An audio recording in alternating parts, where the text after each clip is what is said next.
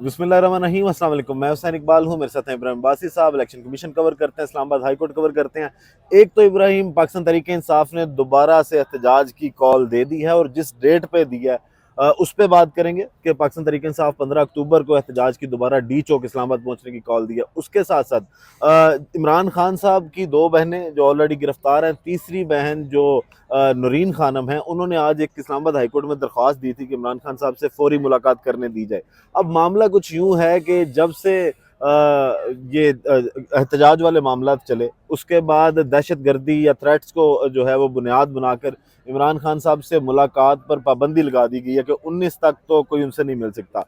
अब उस पाबंदी के बाद बड़ा तशवीश का इजहार किया जा रहा है पाकिस्तान तहरीक इंसाफ के कारकुनों की जानिब से भी और लीडरशिप की जानिब से भी, इमरान खान साहब की सेहत के हवाले से।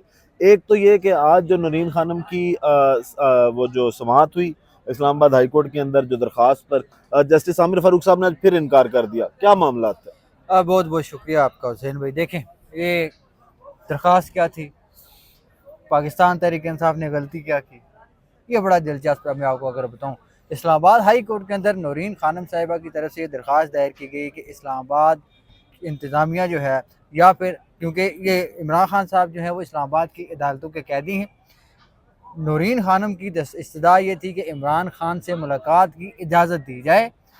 इंतज़ामिया की जानिब से, पंजाब गवर्नमेंट की जानिब से, अडयाला जेल के अंदर, अडयाला जेल का या फिर अडयाला जेल की इंतज़ामिया की तरफ से तमाम तर कैदियों के लिए जो है वो मुलाकात की पाबंदी आयद कर दी गई है।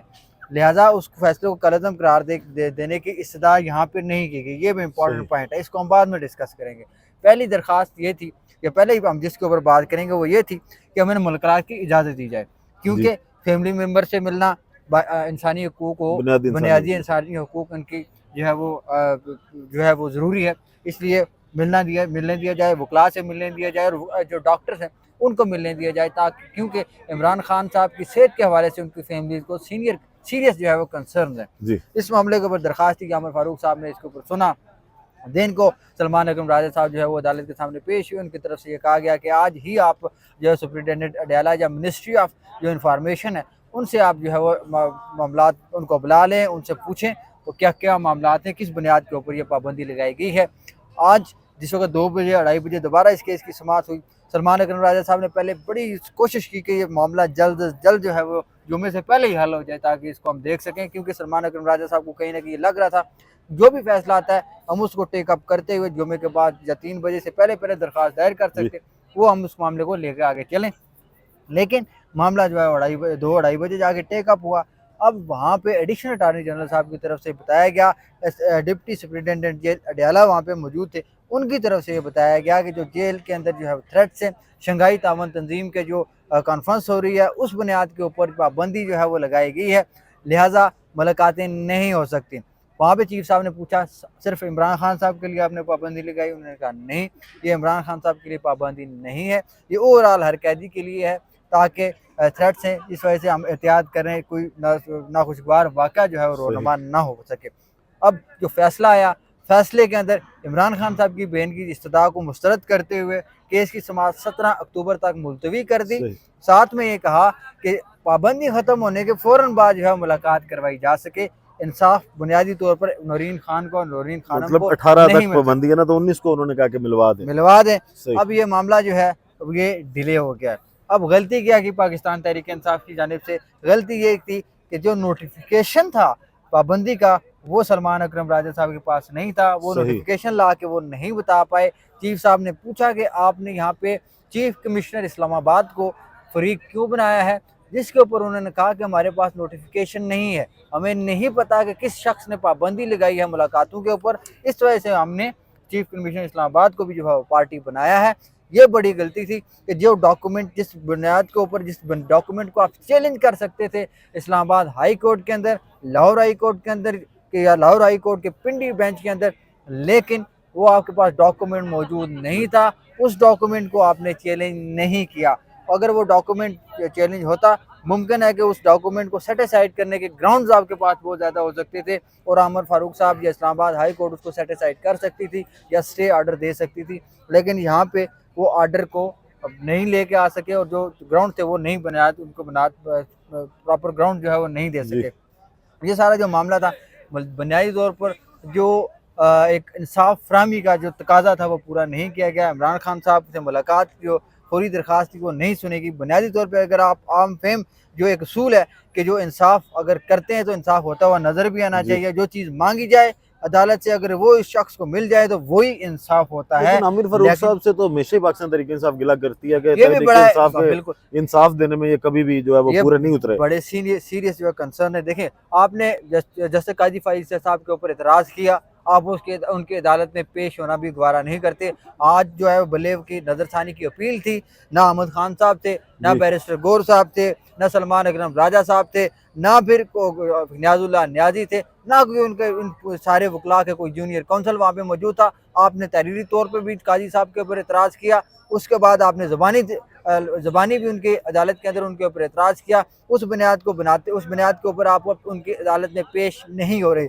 यही सारा मामला चीफ जस्टिस आमिर फारूक साहब के हवाले से भी है। जी। पाकिस्तान तहरीक इंसाफ ने इमरान खान साहब की जानिब से तहरीरी तौर पर एतराज़ात दायर किए गए, उनके साथ जो है वो उनके ऊपर एतराज़ किया गया। लेकिन फ़र्क यहाँ पे ये है कि बुनियादी तौर पर दोबारा फिर से आमिर फारूक साहब मुसलसल इमरान खान साहब के और पाकिस्तान तहरीक इंसाफ के केसेस सुनते जा रहे हैं, लेकिन सिर्फ वो एतराज़ रिकॉर्ड की हद तक मौजूद है, एक सोशल मीडिया की हद तक मौजूद है, लेकिन पाकिस्तान तहरीक इंसाफ की जानिब से प्रॉपर कोई उस एतराज़ को लेकर नहीं है, तैयारी नहीं है, अमल दरामद नहीं है, कोई स्टांस नहीं है। आमिर फारूक साहब को चाहिए अगर आपने एतराज़ किया है तो उसके बाद आपको चाहिए कि आप उनकी अदालत में जाने से इनकार करें, बाइकाट कर दें, लेकिन इस तरीके से कोई अमल दरामद पाकिस्तान तहरीक इंसाफ की जानिब से आता हुआ नज़र नहीं आ रहा। अच्छा इब्राहिम, बात अब ये है कि हुकूमत को डर ये था, और उज़मा बुखारी ने जो उस दिन प्रेस कॉन्फ्रेंस की जब इमरान खान साहब से मुलाकात पर पाबंदी लगाई गई, तो उस वक्त भी उज़मा बुखारी ने कहा कि शायद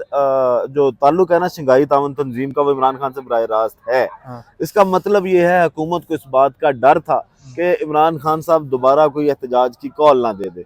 अब एहतजाज की कॉल आ गई है, पाकिस्तान तहरीक इंसाफ के ऑफिशियल ट्विटर पे भी है, उनके व्हाट्सएप ग्रुप पे भी है ऑफिशियल पे, और डेट जो दी गई है वो 15 अक्टूबर दी गई है। 15 अक्टूबर को ही शंघाई ताउन तंजीम जो है उसका इजलास होगा। पाकिस्तान तहरीक इंसाफ की जानिब से एक तो ये कॉल, इसको कैसे देखते हैं आप कि 15 अक्टूबर को जो कॉल दी है, क्या ये प्रेशर बिल्ड कर सकती है या नहीं कर सकती? बहुत एहतियात के साथ अगर आप इसको देखें, इस सारी तवज्जो के साथ में ये कहना चाहूँगा कि चीज़ें क्या हैं। हुकूमत ये पोर्ट्रे करने की कोशिश कर रही है कि जो इमरान खान साहब हैं वो उस वजह से लिंक करते हैं क्योंकि इमरान खान साहब वो तो आज करना चाहते हैं SCO को या शंघाई ताउन तंजीम की कॉन्फ्रेंस को। दूसरी तरफ अगर आप पाकिस्तान तहरीक इंसाफ के पॉइंट ऑफ व्यू से देखें तो वो ये चाहते हैं कि मुलाकातों के ऊपर, उनके बयानात के ऊपर पाबंदी इस वजह से लगी है क्योंकि इमरान खान साहब जो स्टांस लेंगे, जो बयान इस तंजीम के मीटिंग के हवाले से लेंगे, स्टांस लेंगे, वही जाके इंटरनेशनल लेवल के ऊपर या इंटरनेशनल मीडिया के ऊपर हेडलाइन बनेगी। ये दो मुख्तलिफ जो है पॉइंट ऑफ व्यूज़ हैं। दूसरा, जो 15 अक्टूबर को जो कॉल दी गई है, मुझे लगता है, मेरे एक किस्म का स्ट्रॉन्ग फीलिंग आप कह लें या एक जो आम फहम जो बात है, ये कॉल वापस हो जाएगी। बुनियादी तौर पे अगर इस तरह करेंगे तो पाकिस्तान तहरीक इंसाफ के अपने वर्कर इसके ऊपर रेसिस्ट करेंगे कि भाई ये मौका ऐसा नहीं है कि आप इसके ऊपर करें, क्योंकि पाकिस्तान के अंदर एक चीज़ पाई जाती है, अगर कोई हुकूमत कहीं मजबूत भी हो, अगर उसकी जो है वो पब्लिसिटी हो भी रही हो, अगर वो वहाँ पे गलत इक़दाम करेगी जो जिसका टकराव पाकिस्तान के मफादात के साथ हो, अवाम उस हुकूमत के ख़िलाफ़ भी उन्हीं के वोटर खड़े होते हैं। ये हमने माजी में नवाज शरीफ की हुकूमत में देखा, ये पाकिस्तान तहरीक इंसाफ के वकरा जो उनके कारकुनान थे उनके भी देखा, जो अली अमीन गंडापुर साहब का जो स्टांस था उसको जिस तरह डिनाई किया पाकिस्तान तहरीक इंसाफ के कारकुनान ने सोशल मीडिया के ऊपर, इस तरीके से इस मामले के अंदर भी वो ज़रूर जो है वो अपने रेजिस्टेंस दिखाएंगे, तनकीद करेंगे। मेरा जाती ये ख्याल है इस तरह होना नहीं चाहिए। अगर ये ऐसे हो गया, इब्राहिम बात फिर वही है कि होना तो वो भी नहीं चाहिए कि जो कॉन्फ्रेंस है वो इस्लामाबाद में है और आप पिंडी की जो पंजाब के अंदर आता है वहाँ पे अडयाला जेल और आप उसके दरवाजे बंद कर देते हैं। ऐसे ही इमरान खान साहब को 5 दिन से कैद तन्हाई में, अब सही मानों में जो कैद तन्हाई है उसमें रखा गया कि कोई उनकी ना लीगल टीम का बंदा मिल पा रहा है, ना डॉक्टर्स मिल पा रहे हैं, ना फैमिली मेंबर्स मिल पा रहे हैं। और मुराद सईद साहब का आपने ट्वीट देखा होगा, उन्होंने बड़ा उस पर भी तशवीश का इजहार किया है कि जनाब क्यों मुलाकात नहीं करने दी जा रही। तो फिर मामला तो उधर से फिर पाकिस्तान तहरीक इंसाफ जो प्रेशर बिल्ड करने की कोशिश कर रही है, हाँ यकीनन हो सकता है ये कि वो कॉल वापस ले लें, इसको जो है वो एहतजाज को मुअख्खर कर दिया जाए, लेकिन क्या मुलाकात की इजाजत नहीं देनी चाहिए? 6 दिन हो जाएंगे। देखें ये तो बहुत ज़रूरी है कि मुलाकात की इजाज़त क्यों नहीं देना चाहिए। आपके पास स्ट्रांग ग्राउंड नहीं है। सरदार एजाज शाह खान साहब की अदालत में इस तरह के केसेस लगे थे, उनकी तरफ से बड़े सख्त रिमार्क्स और ऑब्जर्वेशन आई थी। उनकी तरफ से कहा गया था कि अगर आपने जेल ट्रायल करना है तो ये आपको पहले सोचना चाहिए था। वहाँ पे अगर जगह नहीं है, आप वहाँ पे वकला को बैठने के लिए जगह नहीं दे सकते, उनकी फैमिली को मिलने नहीं दिया जा रहा। आपने अगर ट्रायल करना है, ट्रायल तो बाहर लेके आए। मेरे पास इख्तियार है कि मेरे पास अगर कोई केस आए, मेरे पास इख्तियार है कि मैं कोर्ट को उठा के आइडियाला जेल से लाके इस्लामाबाद हाई कोर्ट की प्रीमिसेस में लाके रख दूं। ये मेरे पास इख्तियार है, मैं कर सकता हूँ। ये सारी जो चीज़ें ये बुनियादी तौर पर उनको रोका गया है, उनके बयानात को रोका गया है, क्योंकि खान, जिस तरह मैंने आपको पहले कहा कि 2 किस्म के पॉइंट ऑफ व्यू हैं। हुकूमत डरती है, हुकूमत के पास 2 खौफ हैं। अगर इमरान खान का कोई नेगेटिव इसके हवाले से कोई स्टेटमेंट आ गया, उसका भी नुकसान होगा। अगर कोई पॉजिटिव स्टेटमेंट आ भी गया, वो आपके वज़ीर-ए-आज़म और सदर या किसी भी गवर्नमेंट ऑफिशियल से ज़्यादा मानीखेज होगा इंटरनेशनल मीडिया के लिए। जी। साथ में जो अली अमीन गंडापुर के उस दिन गायब होने के बाद जो स्टेटमेंट आना था इमरान खान साहब का, वो नहीं आया। वो पॉलिसी स्टेटमेंट जो पाकिस्तान तहरीक इंसाफ का या इमरान खान का है, वो नहीं आया। उसके बाद जो 5-6 दिन हो गए, 5 तारीख से लेकर 18 तारीख तक 12-14 दिन बनते हैं ये सारे।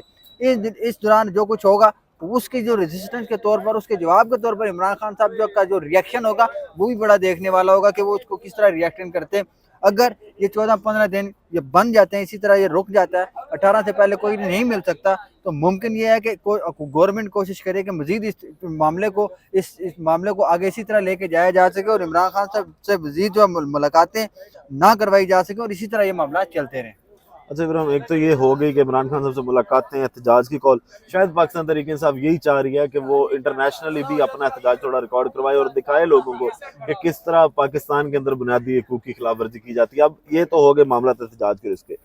आज इलेक्शन कमीशन में फिर इजलास हुआ और इलेक्शन कमीशन अभी तक कंफ्यूज क्यों है? बार बार खत लिखे गए हैं कि जनाब सीटां दो जिन्हें देनी है, देखें क्यों नहीं दे रही है अभी तक? इलेक्शन कमीशन ऑफ पाकिस्तान को जिन लोगों के आसरे पे वो बैठा हुआ है, जो लोग उसको कंट्रोल कर रहे हैं, उन्होंने वही मानना है। जी। जिस तरह मुबैना तौर पर काजी साहब और जस्टिस आमिर फारूक साहब के हवाले से मुबैना तौर पर पाकिस्तान तहरीक इंसाफ की एक राय है। अब इलेक्शन कमीशन, काजी साहब का उस दिन फैसला एक आया कि जो जितने भी पाकिस्तान के अंदर आईनी इदारे हैं, उनकी जिम्मेदारी है कि वो सुप्रीम कोर्ट ऑफ पाकिस्तान के फैसले के ऊपर अमल दरामद करें। दूसरी जानिब जो तफसीली फैसला आया, जो उसकी ट्रांसलेशन आई मखसूस नशिस्तों के हवाले से, जो 8 रुकनी बेंच का अक्सरियती फैसला था, जो अक्सरियती फैसला था फुल कोर्ट का मखसूस नशिस्तों वाला, उसमें उर्दू के अंदर और इंग्लिश के अंदर अगर उसकी ट्रांसलेशन को दोनों को मिलाया जाए, वो यही लगता है कि जो 2 जजेस थे मीरुद्दीन खान और नईम अख्तर अफगान साहब, उन्होंने ये कोशिश की कि 8 रुकनी जो बेंच का या 8 रुकनी जो फैसला अक्सरियती फैसला है, इसके ऊपर इलेक्शन कमीशन ऑफ पाकिस्तान अमल दरामद ना करे, क्योंकि ये गैर कानूनी काम कर रहे हैं, गैर आईनी। सीधा सीधा कहा था जी ठीक है। इस मेरे ख्याल में उनको यहाँ से कुछ थोड़ा एज लेने की कोशिश कर रहा है इलेक्शन कमीशन का, माना जाए। अब किसी के इशारे का इंतजार है। दूसरा ये है कि इलेक्शन कमीशन ऑफ पाकिस्तान ने नजरसानी की दरखास्त दायर की है। नजरसानी की जो दरखास्त दायर की गई है सुप्रीम कोर्ट के अंदर, उसके ऊपर अभी फैसला होना है। वहाँ पर नजरसानी की दरखास्त जब दायर की जाती है, उस वक्त आपको अदालत के अंदर ये बताना होता है कि आपने पहले वाले आर्डर के ऊपर अमल दरामद किया या नहीं किया। ये भी बड़ा मुश्किल हो जाएगा इलेक्शन कमीशन के लिए। जो खुदबुत लिखेगी कानूनी और आईनी हैसियत उसकी कुछ नहीं है, बुनियादी तौर पे वो एक किस्म का प्रेशराइज, आगे आईनी तरमीम के हवाले से बातें हो रही हैं। अब आपको नेशनल कौमी असम्बली की जानिब से लिखा गया खत, स्पीकर की जानिब से और पंजाब की जानिब से लिखा गया, दो बार लिखेगा, दो बार लिखेंगे, बिल्कुल सेम है। केपी असम्बली के जो खत लिखा गया स्पीकर की जानिब से, कहा गया कि सुप्रीम कोर्ट के फैसले के ऊपर अमल दरामद करें, उसकी कानूनी हैसियत इस तरीके से है, उसके पीछे सुप्रीम कोर्ट का ऑर्डर खड़ा है जी। आपने जो सुप्रीम कोर्ट के फैसले के मुताबिक जो नई कानून साजी हुई है, इस फैसले के आने के बाद उसके ऊपर वो इम्प्लीमेंट नहीं होगी, कानून साजी फैसले के ऊपर उसको गैर मौसर नहीं करार दे सकती। अब ये सारा जो मामला है, लेकिन इब्राहिम आप होते हैं इलेक्शन कमीशन में, चीफ इलेक्शन कमिश्नर को समझाएं कि अब दिन थोड़े रह गए हैं और जस्टिस मंसूर अली शाह साहब अगर चीफ जस्टिस बन गए तो फिर शायद आप पे आर्टिकल 6 जो बड़ी देर से लगना चाहिए था नहीं लग रहा। काजी साहब तो जा रहे हैं और जस्टिस मंसूर शाह साहब ने एक तकरीब में, आपको याद होगा, बड़ा क्लियर कहा था कि ये ऑप्शन नहीं है, फैसला तो मानना पड़ेगा। मुझे एक बात है, क्या काजी साहब जा रहे हैं नहीं जा रहे, अब ये देख रहे हैं कि शायद ये जो 4-5 दिन बनेंगे, 18 दिन से 25 दिन के दरमियान, 18 तारीख और 25 तारीख के पहले दरमियान, इसके अंदर कोई चीज़ फ़ायदा उठाया जा सही। सके। और दूसरी तरफ जो इलेक्शन कमीशन जिस तरह मुतमईन है ना, ये मुझे मजीद डाउट में लेके जा रहा है कि उनको पता है कि काजी साहब जा रहे हैं, मंसूर अली शाह साहब आ रहे हैं, लेकिन फिर भी कोई घबराहट नहीं हो रही। इसका मतलब ये है कि सुप्रीम कोर्ट से शायद वो आने वाले जो चीफ जस्टिस या है कहीं से वो, हाँ, उनको छोटी दी गई है कि तुसी बस चुप करके करते रहो जो तुसी करना है। ਅਸੀਂ ਜੋ ਤੁਸੀਂ ਕਹਿ ਰਹੇ ਹੋ ਤੁਸੀਂ जो ਉਹ क्या ਕਰਦੇ है, ਰਹੋ, हाँ। ਅਸੀਂ मैनेज कर लेंगे, ਤੁਹਾਨੂੰ कुछ नहीं होने देना। चले इब्राहिम सब देखते हैं क्या इस होता पे है। अब क्या सूरत हाल अब बनती है। अब मंसूर अली शाह साहब का किरदार क्या होगा, वो बड़ा देखने वाला होगा। मुझे अब देखेंगे जो हुकूमत ने इलेक्शन भी पंगे लिए हैं, बिलावल ने भी उससे डायरेक्ट पंगा लिया, ये इले- कह के मुझे एतमाद नहीं है मंसूर शाह साहब पे कि वो बाकी जजों में चलेंगे। इलेक्शन कमीशन ने भी ले लिया। इलेक्शन कमीशन ऑफ पाकिस्तान का जो स्टांस है उसकी तअम्मुल मजाजी, पुरसकून रह के कार्रवाइयाँ करना, बार बार जो है वो इजलास बुलाना, साथ में उनका इम्प्लीमेंट ना करना इलेक्शन की सुप्रीम कोर्ट ऑफ पाकिस्तान के फैसले के ऊपर, और मंसूर अली शाह की खामोशी, ये मुझे कहीं ना कहीं डाउटफुल कर रही है कि मंसूर अली शाह साहब जो है वो काजी साहब के कहीं नक्शे कदम पर चलाना शुरू हो जाए मुबैना तौर पे। एक ये आप, कोशिश तो की जाएगी मंसूर साहब को भी मैनेज करने की, वो कोशिश तो की जाएगी, लेकिन यह है कि दूसरे जजेस को भी अब चाहिए कि वो साथ खड़े हों, फिर इस तरह नहीं होगा। चलें ठीक है इब्राहिम, बहुत शुक्रिया आपके वक्त का। वीडियो का इख्तिताम करते हैं इस वक्त साथ। अल्लाह ताला पाकिस्तान पर अपनी रहमत नाजिल करे। पाकिस्तान जिंदाबाद।